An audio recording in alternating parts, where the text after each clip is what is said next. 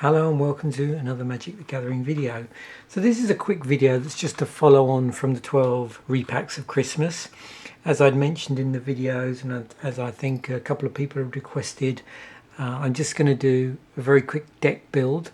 I'm not going to go back through the card pool because if you've been watching the videos you would have seen all the cards that were part of that pool. I've put together a 60 card deck from the pool. I decided to just build a 60 card. It looked like fun, the sort of cards that I was pulling. Normally with a sealed pool I tend to always build a 40 card deck, but with this one we were just opening so many cards. Normally obviously if you're building up from a sealed pool it's normally the equivalent of 6 boosters. We had 12 boosters plus an extra 100 cards on top, so I thought why not just build a 60 card deck. So this was one possible deck that jumped out at me.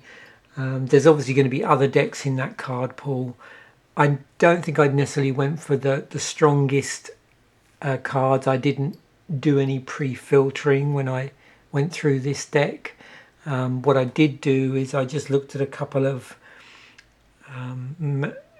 mechanics and themes that sort of leapt out to me and just went with those. So we've got down here a green, blue, red deck, and the basic theme here is creatures with counters. So I'm just going to go through the mana curve, pull out what I've got here so you can see what I ended up building. I've also got, just to start off, 3 non-basic lands which were in the pool, which are going to help with some colour fixing. We've got a Simic Guildgate for green-blue and a Rakdos Guildgate for black-red, and not one of the best non-basic lands for this, but it'll do a job, which is Shimmering Grotto. So tap, add 1 to your mana pool, and for 1 tap add 1 mana of any colour to your mana pool. So with a 3 colour deck that's going to help me sort out mana fixing problems. Also in here we've got a number of mana dorks which are going to help out, and you'll see those in a moment, and I think a couple of cards that also help with land fetching as well, just to help with that fixing. So I'll just go through these left to right. Over here we've got lowest mana, up here we've got highest casting cost. So a couple of utility cards at the 1-drop position. No creatures in the 1-drop creatures. We've got Attune with Ether, single green, search your library for a basic land card, reveal it, put it into your hand and shuffle your library. You get 2 energy counters. Mainly this is for the basic land. We've got Prey Upon, target creature you control fights, target creature you don't control.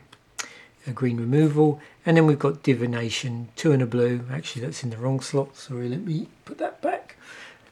So yeah, we just got 2 cards there in the 1-drop. Then moving on to our 2-drops, all creatures. We've got Goblin Diplomats. Each creature attacks this turn if able.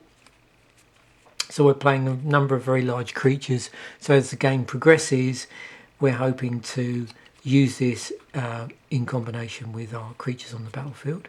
We've got Obsessive Skinner, 1 and a green, 1/1. When Obsessive Skinner enters the battlefield, put a +1/+1 counter on target creature. Also has Delirium. At the beginning of each opponent's upkeep, if there are 4 or more card types among cards in your graveyard, put a +1/+1 counter on target creature. And that's a 1/1. We're mainly playing it for its ability to add 1/1 counters there, the first ability, and the second one might be just a nice bonus if we manage to get the Delirium, which could be a bit tricky in this deck. We do have instants, we do have sorceries, we do have creatures, and we have land, but I don't know how effective, how likely that is going to trigger. We've got Kujar Seed Sculptor. When Kujar Seed Sculptor enters the battlefield, put a +1/+1 counter on target creature you control. That's a 1/2. Territorial Boar, 1 and a green 2/2. Whenever a creature with power 4 or greater enters the battlefield under your control, Territorial Boar gets +1/+1 and gains vigilance until end of turn. And then we've got the first of our mana dorks, 1 and a green Elfheim Druid. Tap, add green, tap, add 2 green, spend this mana only to cast kick spells. And there's a few kicker spells in here. And then Druid of the Cow, or Cow, 1 and a green, creature elf druids, 1/3, tap, add green to your mana pool. Then moving on to our 3 drops. Firstly, non-creature spells. There's the Divination you saw earlier, draw 2 cards for 2 and a blue. And we've got Polymorphous Rush. So 2 and a blue with Strive. Polymorphous Rush costs 1 blue, more to cast for each target beyond the first. Choose a creature on the battlefield. Any number of target creatures you control, each become a copy of that creature until end of turn. So pretty fun. You can basically copy any creature on the battlefield, not just yours. But only does that till end of turn. And our creature 3 drops here. We've got Splatterthug with First Strike and Unleash. It's a 2/2. And for Unleash, you may have this creature enter the battlefield with a +1/+1 counter on it. It can't block as long as it has a +1/+1 counter on it. Simic Flux Mage has Evolve. So another way of getting counters. Whenever a creature enters the battlefield under your control, if that creature has greater power and toughness than this creature, put a +1/+1 counter on this creature. And you'll see in a moment we've got quite a few higher end creatures which are likely to trigger this. And for 1 and a blue, tap, move a +1/+1 counter from Simic Flux Mage onto target creature. Architect of the Untamed, 2 and a green. Whenever a land enters the battlefield under your control, you get an energy counter, and you pay quite a number of energy counters. So that's 8 energy counters to create a 6/6 colorless beast artifact creature token. So the idea here is this just sits on the battlefield slowly acquiring energy, and then at some point you can create a 6/6 colorless beast artifact creature token.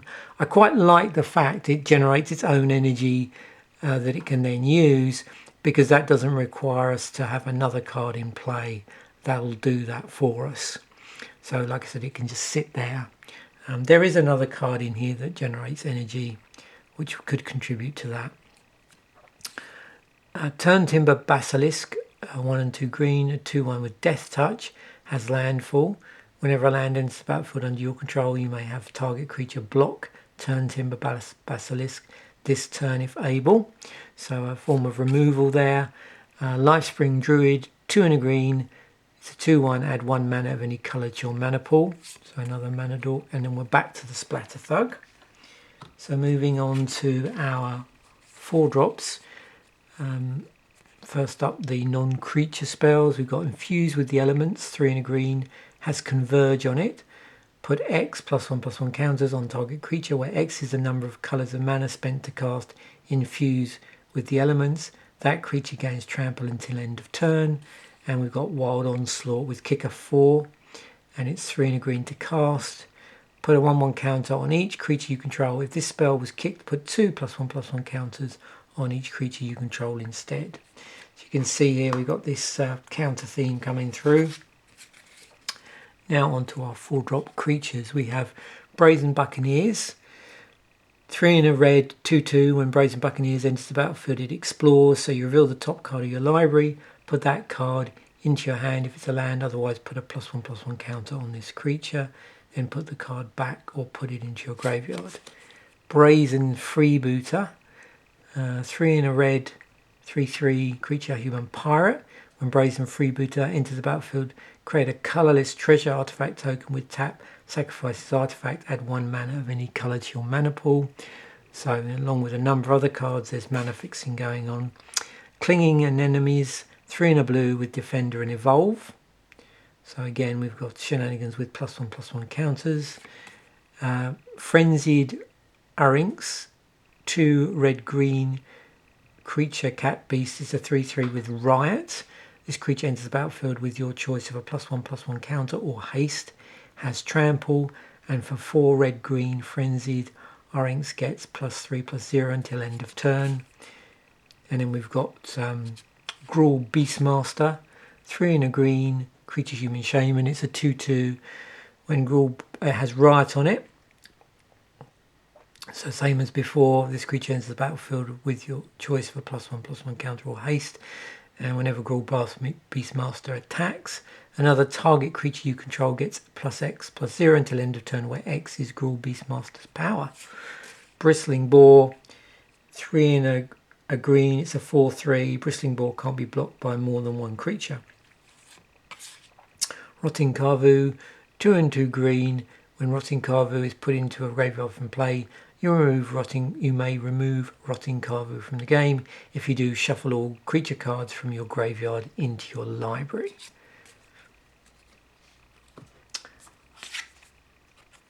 So our 5-drop, our only utility card here that isn't a creature, is Urban Evolution. We get to draw 3 cards, and you may play an additional land this turn. And we have a number of creatures in the 5-drop slot. We have Bolrak Clan-Crusher, 3 red-green, 4/4 creature or ogre warrior. Tap, remove a +1/+1 counter from a creature you control. Bolrak Clan-Crusher deals 2 damage to any target. Second Bolrak Clan-Crusher, Azar-Tar Swine, 3 red-green, 5/4 with Blood Rush. 1 red-green, discard Tar Swine. Target attacking creature gets +5/+4 until end of turn. Got Galloping Lizrog, 3 green-blue, so 3/3 with trample.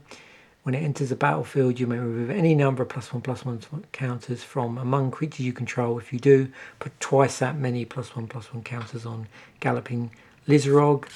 Lifecraft Cavalry, 4 and a green, 4/4 with trample and revolt.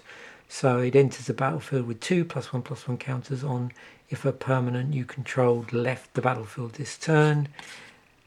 Arborback Stomper, this was the foil we pulled, 3 and 2 green, 5/4 trample.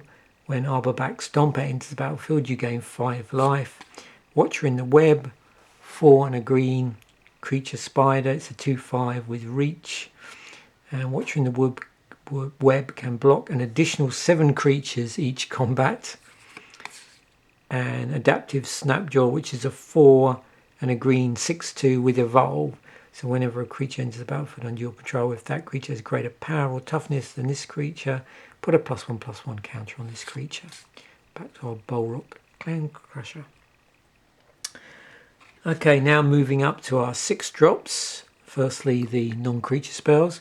Flames of the Razeboar. So 5 and a red instant, Flames of the Razeboar deals 4 damage to target creature and opponent controls. Then Flames of the Razeboar deals 2 damage to each other creature that player controls if you control a creature with 4 power or greater. And Joraga Invocation, 4 and 2 green, sorcery. Each creature you control gets +3/+3 until end of turn and must be blocked this turn if able. And then our 2 top-end creatures, we have Scuttlegator, which is 4 and then green blue hybrid. It's a 6/6 with defender. And then for 6 green blue, adapt 3. If this creature has no +1/+1 counters on it, put 3 +1/+1 counters on it. As long as Scuttlegator has a +1/+1 counter on it, it can attack as though it didn't have defender. But there'll be other ways of getting +1/+1s on there apart from just its ability. And then we've got Drowner of Hope, 5 and a blue, creature Eldrazi, 5/5, devoid. This card has no colour. When Drowner of Hope enters the battlefield, put 2/1/1 colourless Eldrazi Scion creature tokens onto the battlefield. They have sacrifice this creature, add 1 to your mana pool. Sacrifice an Eldrazi Scion, tap a target creature. So that's it in terms of our deck. There's in total, with the cards we have here, and just put those to one side. So it would mean that we would be playing with this deck to bring it up to 60, 23 lands. Because here in this deck we have basically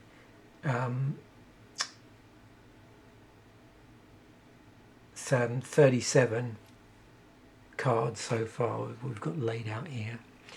So yeah, that gives us 23 to bring it up to a 60 card deck.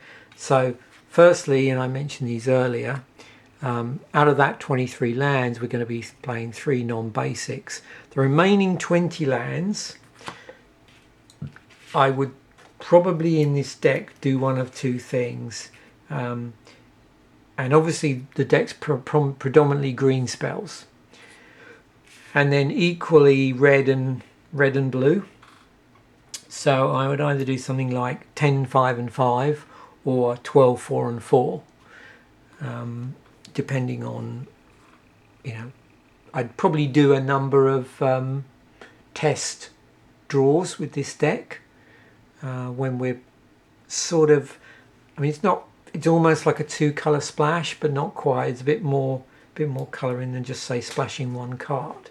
So sometimes I find it helps to just draw a few test hands and just see how, and goldfish the deck and see how the land